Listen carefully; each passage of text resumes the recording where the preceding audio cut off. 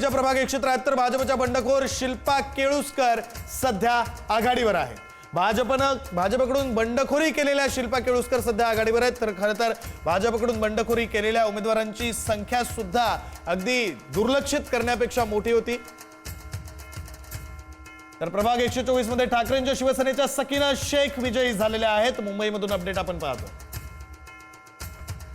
प्रभाग क्रमांक 124 मधून सकीना शेख ठाकरेंच्या शिवसेनेच्या उमेदवार विजयी झाल्या आहेत। मुंबईच्या वॉर्ड क्रमांक 50 मध्ये भाजपचे राजपूत प्रताप सिंह सुद्धा विजयी झालेले आहेत। वॉर्ड 50 मध्ये भाजपचे राजपूत प्रताप सिंह विजयी झालेले आहेत। मुंबईतली ही अपडेट आपण पाहतोय। मुंबईच्या प्रभाग क्रमांक 208 मध्ये शिवसेनेचे रमाकांत रहाटे सुद्धा विजयी झालेले आहेत।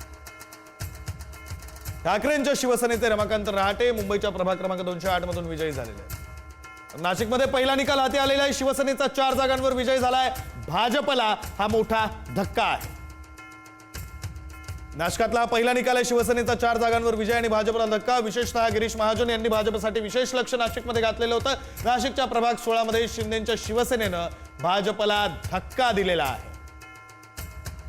प्रभाग 16 मधून शिंदेच्या शिवसेनेचे 4ही उमेदवार विजयी झालेले आहेत। गिरीश महाजन यांनी नाशिकच्या निवडणुकीमध्ये भाजपकडून विशेष लक्ष घातलेलं होतं।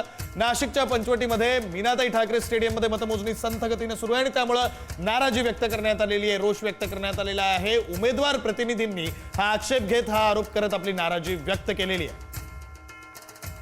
पुढची अपडेट नाशिकमधूनच आहे। नाशिकच्या पंचवटीतील मीनाताई ठाकरे स्टेडियममध्ये मतमोजणी संथ गतीने सुरू आहे असा आरोप करण्यात आला, आक्षेप घेण्यात आलेला आहे।